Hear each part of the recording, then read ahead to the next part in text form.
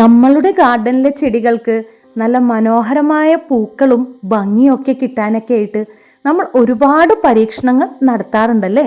പക്ഷേ ചിലതെങ്കിലും അതിൽ പരാജയപ്പെടാറുണ്ട് അല്ലേ. പക്ഷേ ഞാൻ ഇന്നിവിടെ പറയാൻ പോകുന്നത് കുറേ നാളായിട്ട് എൻ്റെ വീട്ടിൽ ഞാൻ ഉപയോഗിക്കുന്ന ഒരു വളത്തെക്കുറിച്ചാണ്.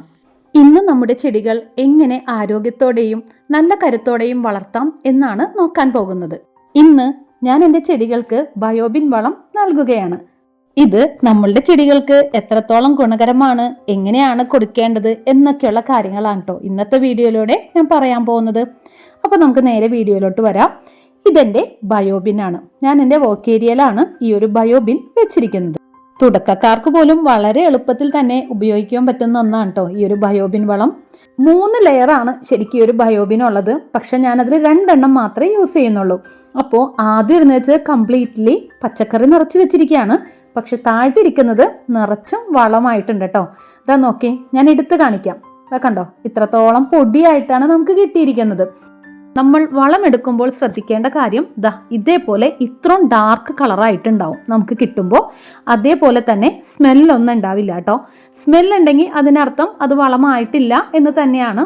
കണ്ടില്ലേ, നല്ലൊരു ഡ്രൈ ആയിട്ടാണ് എനിക്ക് കിട്ടിയിരിക്കുന്നത്. നമ്മൾ ഇട്ട് കൊടുത്തിരിക്കുന്ന അടുക്കള മാലിന്യങ്ങൾ കണ്ടില്ലേ, ഏതാണെന്ന് പോലും നമുക്ക് തിരിച്ചറിയാൻ പറ്റില്ല. ആകെ മുട്ടത്തൊണ്ട് മാത്രമാണ് അങ്ങനെ കിടക്കുന്നത്.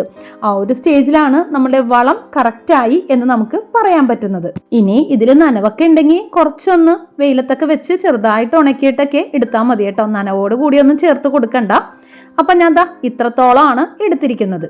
ഇത്ര എടുത്താൽ പോലും കണ്ടില്ലേ, ഇത്രത്തോളം ബാക്കിയുണ്ട് കേട്ടോ. അപ്പോൾ ഇതെല്ലാം നമ്മളുടെ ചെടികൾക്ക് ചേർത്ത് കൊടുക്കാനായിട്ടുള്ളതാണ്. ഇപ്പം ഞാൻ ഇത്ര മാത്രമാണ് എടുത്തിരിക്കുന്നത്. ബാക്കി നമുക്ക് താഴെയുള്ള ചെടികൾക്ക് കൊടുക്കാനായിട്ടുള്ളതാണ്.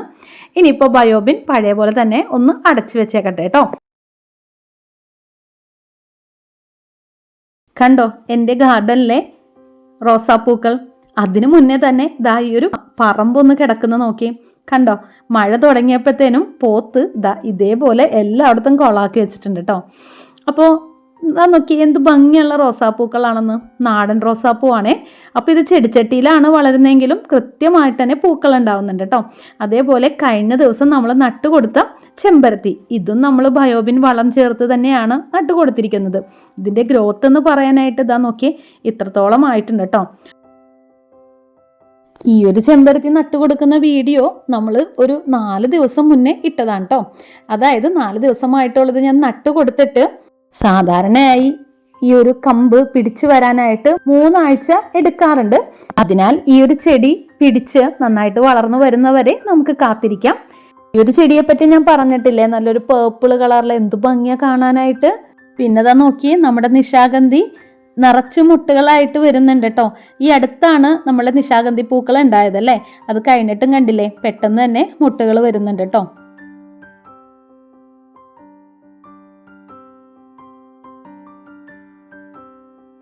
അതേപോലെ തന്നെ പൊന്നാങ്കണ്ണി ചീരയുടെ വീഡിയോ ഞാൻ ചെയ്തിട്ടുണ്ടായിരുന്നല്ലോ. ഇത് കട്ട് ചെയ്തതിന് ശേഷം നന്നായിട്ട് വളർന്നു വന്നിരിക്കുന്നതാണ് കേട്ടോ. ഇനി നമ്മൾ കട്ട് ചെയ്ത് നട്ടുകൊടുത്ത ചെടിയോ കണ്ടില്ലേ, എന്ത് ഹെൽത്തി ആയിട്ടാണ് വളരുന്നത് നോക്കിയേ. ആ ലീഫിന്റെ ഒക്കെ ഒരു വലിപ്പം കണ്ടോ. അപ്പോൾ ഇതിൻ്റെയൊക്കെ വീഡിയോ ഞാൻ ചെയ്തിട്ടുണ്ട്, കാണാത്തവരൊന്ന് കണ്ടു നോക്കണേ. അപ്പോൾ എന്ത് ഹെൽത്തി ആയിട്ടാണ് നമ്മളുടെ ഈ ഒരു വളത്തിൽ വളർന്നു വരുന്നതെന്നൊന്ന് നോക്കി. നട്ടുകൊടുത്തിട്ട് അധികം നാളായിട്ടില്ലല്ലോ, അത്യാവശ്യം നനവ് ഉണ്ട്. അതേപോലെ തന്നെ നമ്മളുടെ മുളകും തൈ എല്ലാം ഒന്നും പിടിച്ചില്ലായിരുന്നേ, എങ്കിലും അത്യാവശ്യം 1-2 എണ്ണമൊക്കെ നല്ല രീതിയിൽ പിടിച്ചു കിട്ടിയിട്ടുണ്ട് കേട്ടോ. അപ്പം ഇതിനൊക്കെ നമുക്ക് ബയോബിൻ വളം ചേർത്ത് കൊടുക്കണം. കാരണം ചട്ടിയിൽ അധികം മണ്ണൊന്നുമില്ലല്ലോ. നമ്മളുടെ ചട്ടി എപ്പോഴും ലൈറ്റ് വെയിറ്റ് ആയിട്ടുള്ള ചട്ടിയാണ്. അപ്പോൾ കുറച്ച് ബയോബിൻ വളം ഇതിനൊക്കെ ഒന്ന് ഇട്ട് കൊടുക്കാനായിട്ടുണ്ട്. അപ്പം ഞാൻ വളം എല്ലാം എടുത്തിട്ട് മേളിലേക്ക് കൊണ്ടുവന്നിട്ടുണ്ട് കേട്ടോ. ഇനി നമുക്ക് ഓരോ ചെടികളിലായിട്ട് ഇട്ട് കൊടുക്കാം. അപ്പോൾ ആദ്യം തന്നെ ഞാൻ തുടങ്ങുന്നത് റോസയിൽ നിന്നാണ്. റോസയിൽ നോക്കിയേ ഇത്രത്തോളം മണ്ണൊക്കെ ആയിട്ട് നിൽക്കാം കേട്ടോ. അപ്പോൾ നമ്മൾ വളം ഇട്ട് കൊടുക്കുന്നതിന് മുമ്പേ നമ്മളുടെ കയ്യിൽ ഉണ്ടായിരിക്കേണ്ട മെയിൻ ആയിട്ടുള്ള ഒരു ടൂളാണ് കേട്ടോ ഇത്. അതായത് നമ്മൾ മണ്ണിളക്കാനൊക്കെ ആയിട്ടാണ് ഇത് ഉപയോഗിക്കുന്നത്. 2 എണ്ണം ഉണ്ട്, ഒരു വലുതും ഒരു ചെറുതും ഉണ്ട് കേട്ടോ. ചെറുതാണെങ്കിൽ നമുക്ക് എളുപ്പമാണ്. ഇതേപോലെയുള്ള ചെറിയ ചട്ടികളിൽ ഒന്ന് മണ്ണൊക്കെ ഇളക്കി കൊടുക്കാൻ വളരെ നല്ലതാണ് കേട്ടോ. ഇത് വളരെ അഫോർഡബിൾ പ്രൈസിൽ ഞാൻ വാങ്ങിച്ച ഒന്നാണേ.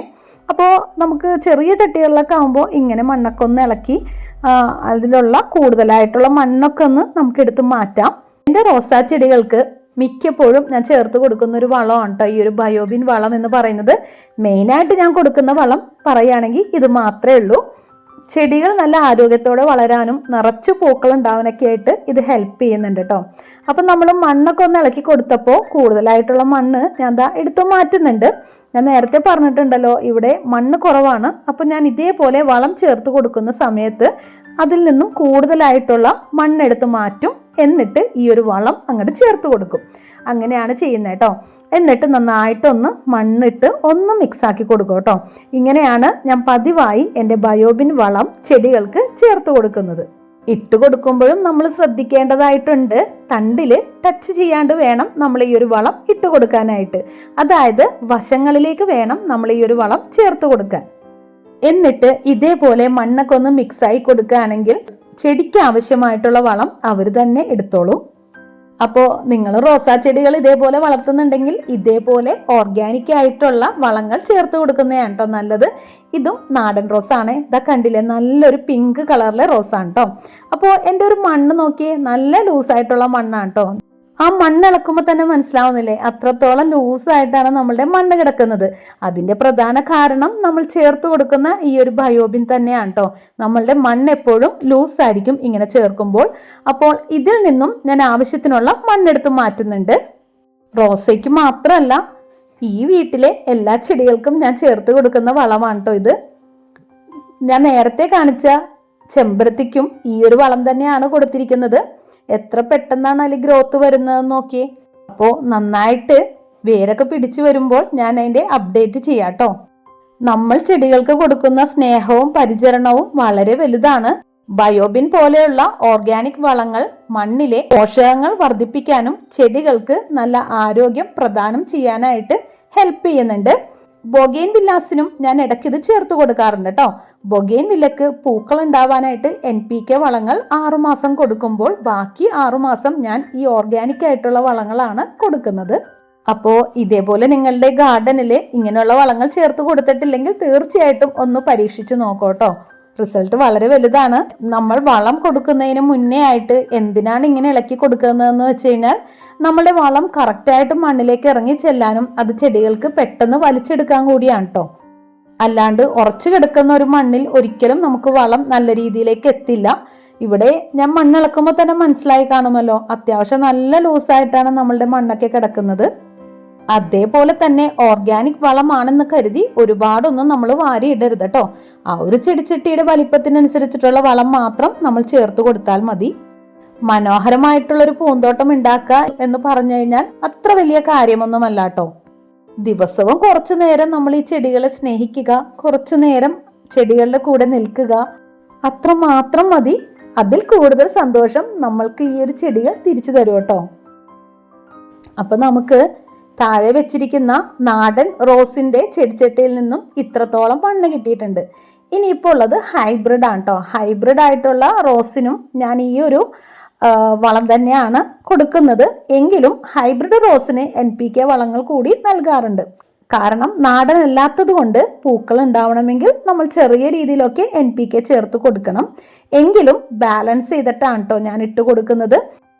NPK വളങ്ങളും ഈ ഒരു ബയോബിൻ വളവും നമ്മുടെ റോസാ ചെടികൾക്ക് വളരെ അത്യാവശ്യമായിട്ടുള്ള ഒന്ന് തന്നെയാണ്. എങ്കിലും മെയിനായിട്ടുള്ള വളമായിട്ട് നമ്മൾ ഈ ഒരു ബയോബിൻ വളം കൊടുക്കുന്നത് തന്നെയാണ് നല്ലത്. 2 മാസം കൂടുമ്പോഴെങ്കിലും ബയോബിൻ വളം കൊടുക്കുന്നതാണ് ചെടികളുടെ ഗ്രോത്തിന് എപ്പോഴും നല്ലത്. ദാ ഇത്രത്തോളം മണ്ണ് കിട്ടിയിട്ടുണ്ട്. ഈ ഒരു മണ്ണ് നമ്മളിങ്ങനെ സേവ് ചെയ്ത് വെക്കുന്നതാണ് കേട്ടോ. ഇനി അടുത്ത ചെടികൾ നടുമ്പോൾ ഞാൻ ഇതിൽ നിന്നാണ് മണ്ണെടുക്കാറ്. NPK വളങ്ങളിലെ ഫോസ്ഫറസും പൊട്ടാസ്യവും നമ്മളുടെ ചെടികൾക്ക് പൂക്കൾ ഉണ്ടാവാൻ വളരെ സഹായിക്കുന്ന ഒന്നാണ്. ഒരേ ടൈമിൽ ഈ 2 വളങ്ങളും നമ്മൾ ചെടികൾക്ക് ചേർത്ത് കൊടുക്കരുത്. ബയോബിൻ ചേർത്ത് ഒരു 2 ആഴ്ചയ്ക്ക് ശേഷം നേരിയ തോതിൽ NPK വളങ്ങൾ ചേർത്ത് കൊടുത്താൽ മതി. നമ്മളുടെ ബയോബിൻ വളം മണ്ണിലെ വളം അതേപോലെ നിലനിർത്താൻ സഹായിക്കുമ്പോൾ NPK വളങ്ങൾ നമ്മളുടെ ചെടികളിൽ പൂക്കൾ ഉണ്ടാവാൻ സഹായിക്കുന്നുണ്ട്. അപ്പോൾ നമ്മുടെ ഹൈബ്രിഡ് റോസിനും ഞാൻ ഇതേപോലെ വളങ്ങൾ ചേർത്ത് കൊടുത്തിട്ടുണ്ട്. അപ്പോൾ എല്ലാത്തിനും വളങ്ങളൊക്കെ ഒന്ന് ചേർത്ത് കൊടുത്തതിന് ശേഷം വെള്ളവും കൂടി ഒഴിച്ചു കൊടുത്തിട്ടുണ്ട്. ബൊഗെയിൻ വില്ലാസിനും ഞാൻ വളം ഇട്ട് കൊടുത്തിട്ടുണ്ട് കേട്ടോ. ബൊഗെയിൻ വില്ലാസിന് 6 മാസം കൂടുമ്പോൾ, അതായത് മഴക്കാലത്ത് ഇങ്ങനെയുള്ള നാച്ചുറൽ ആയിട്ടുള്ള വളങ്ങളാണ് ഞാൻ കൊടുക്കാറ്. അപ്പോൾ നമ്മൾ നൽകുന്ന സ്നേഹവും പരിചരണവും മാത്രം മതി നമ്മളുടെ ഗാർഡനെ മനോഹരമാക്കാൻ. അപ്പോൾ ഈ ഒരു രീതി നിങ്ങൾ പരീക്ഷിച്ചിട്ടില്ലെങ്കിൽ തീർച്ചയായും ചെയ്തു നോക്കൂ കേട്ടോ. അപ്പൊ ഇത്ര ഉള്ളോട്ടെ ഇന്നത്തെ വീഡിയോ ഇഷ്ടമായെന്ന് ഇരിക്കുന്നു. ഇഷ്ടപ്പെട്ടാൽ ഒന്ന് സപ്പോർട്ട് ചെയ്തേക്കണേ. മറ്റൊരു പുതിയ വീഡിയോ ആയിട്ട് വരുന്നവരെ താങ്ക് യു ഫോർ വാച്ചിങ്.